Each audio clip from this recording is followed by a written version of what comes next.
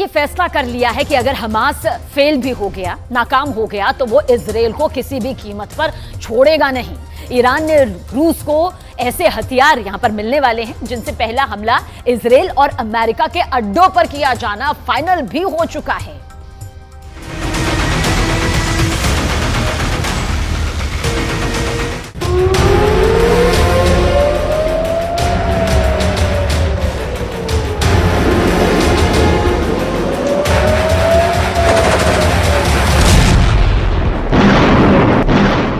पश्चिम Asia जल रहा है और अब इस आग में नए शोले भड़काने का साजो सामान तैयार हो चुका है। इजराइल और अमेरिका के लिए बहुत बुरी खबर ईरान से आई है। ईरान को मिलने जा रहा है सुखोई 35 फाइटर जेट और Mi-28 अटैक हेलीकॉप्टर। रूस से दोनों हथियार मिलने जा रहे हैं।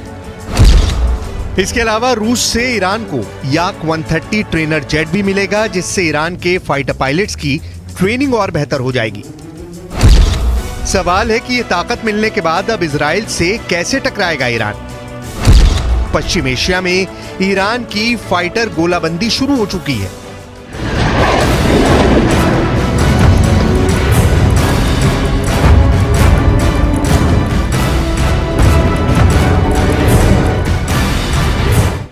जब इजराइल और हमास के बीच युद्ध खत्म नहीं हुआ है और नेतन्याहू कह चुके हैं कि हमास के एक एक कमांडर को चुनकर मारेंगे, तब इस युद्ध का लंबा खिंचने की पूरी गारंटी है। गाजा की आग कैसे पूरे पश्चिम एशिया को जला सकती है, इसका 1 महीने का ट्रेलर पूरी दुनिया ने देखा है। 15,000 लोगों की मौत तो सिर्फ शुरुआती कही जा सकती है, क्योंकि इजराइल का बॉम्बिंग मिशन अब गाजा से निकलकर बाहर भी जा सकता है और इसका सबसे बड़ा टारगेट अगर कोई बन सकता है तो वो है ईरान और साथ में वो मिलिशिया जो ईरान के साथ है। इसीलिए सुखोई 35 और Mi-28 अटैक हेलीकॉप्टर को लेकर रूस और ईरान की डील पर पूरी दुनिया में चर्चा हो रही है।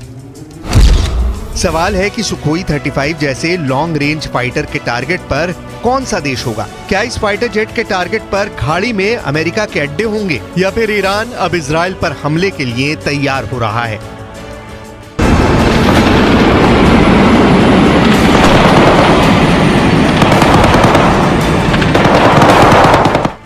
इससे पहले रिपोर्ट्स आ चुकी हैं कि ईरान के पायलट रूस के आधुनिक फाइटर जेट सुखोई 35 पर ट्रेनिंग भी ले चुके हैं और अब जल्दी ही ईरान को इन लड़ाकू विमानों की डिलीवरी भी मिल सकती है। जो रिपोर्ट्स मिल रही हैं उनके मुताबिक शुरुआत में ईरान को रूस से 24 सुखोई 35 फाइटर जेट मिल सकते हैं। तादाद तो इनकी कम लगती है, लेकिन ऐसे फाइटर ईरान की एयरफोर्स को गजब की ताकत देंगे, इसमें कोई शक नहीं। इस वक्त ईरान की एयरफोर्स को वो रेंज चाहिए जो इजराइल तक उसकी पहुंच आसान कर दे। इस वक्त ईरान की एयरफोर्स को नई टेक्नोलॉजी वाले फाइटर जेट चाहिए जो इजराइल और अमेरिका के जेट से टक्कर ले सकें, उन्हें दूर से ही टारगेट कर पाएं। इस वक्त ईरान को ऐसी फायर पावर चाहिए जो उसकी जमीन पर हमला करने वाली बड़ी फोर्स को मिटाकर रख दे। यानी ईरान के फ्रंट पर देखा जाए तो उसे इजराइल तक यानी करीब 1800 किलोमीटर की रेंज में ऑपरेट करने वाला एक फाइटर जेट चाहिए।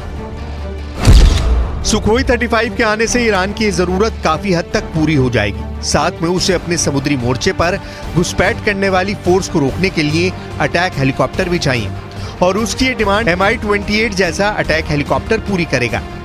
यानी अगर ईरान पर वैसे ही हमला हो जैसे 2003 में इराक पर हुआ तो उसके अटैक हेलीकॉप्टर हमलावर फौज को रोक सके।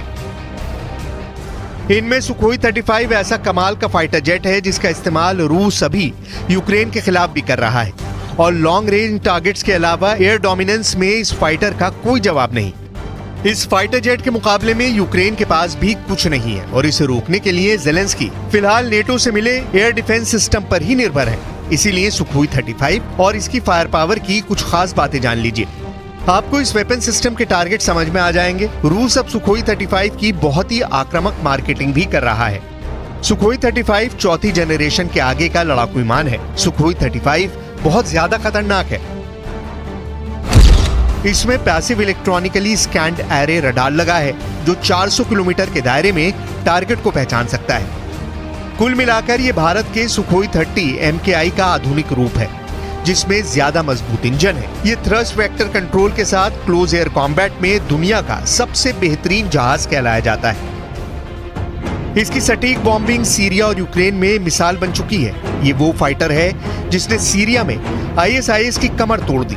ये वो लड़ाकू विमान है जिसे पुतिन का अहंकार बताया गया, जिस फाइटर को दुनिया की कई एयरफोर्स खरीदना चाहती है। रशियन एयरफोर्स के पास अभी 100 से ज्यादा सुखोई 35 है। ये यूक्रेन में पुतिन के स्पेशल एयर ऑपरेशन का सबसे अहम हिस्सा या कहें रूस के एयर स्ट्राइक मिशन का लीडर बना हुआ है। 2024 तक रूस की एयरफोर्स को ऐसे 30 और जहाज दिए जाने की तैयारी है। इसीलिए कहा जा सकता है कि रूस का ये जहाज बहुत स्पेशल है, जो ईरान के एयरफोर्स की मौजूदा फायर पावर को कई गुना बढ़ा देगा। चीन ने भी इसी फाइटर जेट में भरोसा दिखाया है। चीन अब तक सुखोई 35 का सबसे बड़ा ग्राहक रहा है। उसके पास ऐसे 24 जहाज हैं।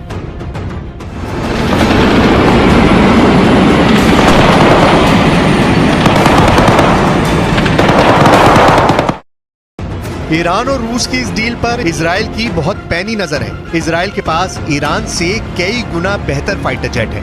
उसके पास F-35 स्टेल्थ फाइटर भी है। उसके पास F-16 और F-15 जैसे लड़ाकू विमान भी है। लेकिन इसके सामने सुखोई 35 आया तो बराबरी की टक्कर दे सकता है, इसमें कोई शक नहीं है। फिलहाल पूरा खेल गाजा को बचाने का है और नेतन्याहू नहीं चाहेंगे कि उनका एंटी हमास मिशन किसी भी तरह से कमजोर पड़े, चाहे इसमें कितना भी वक्त क्यों ना लग जाए। अगर इजराइल के एंटी हमास ऑपरेशन में कोई देश रुकावट बन सकता है तो वो है ईरान। और ईरान के मजबूत होने का मतलब है कि इजराइल की अपने दुश्मनों पर पकड़ कमजोर पड़ जाएगी। ईरान के पास सुखोई 35 आएगा तो जाहिर है कि ईरान ज्यादा ताकतवर बनेगा। और इसकी बड़ी वजह रूस ही है, क्योंकि आज वो ईरान को अपना सबसे खतरनाक फाइटर जेट देने को तैयार है। देखा जाए तो चाहे फाइटर जेट हो या फिर ड्रोन, रूस और ईरान ने अपने रिश्तों को बहुत शातिराना तरीके से ढककर आगे बढ़ाया है।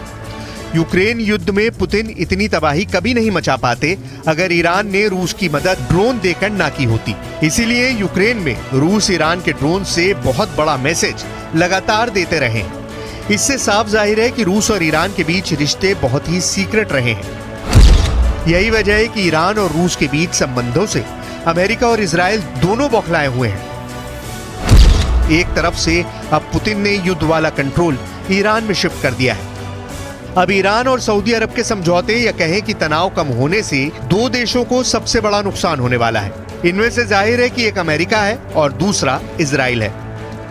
इजराइल को उम्मीद रही है कि ईरान को एक साझा दुश्मन साबित करके वो सऊदी अरब की तरफ दोस्ती का हाथ बढ़ा सकता है।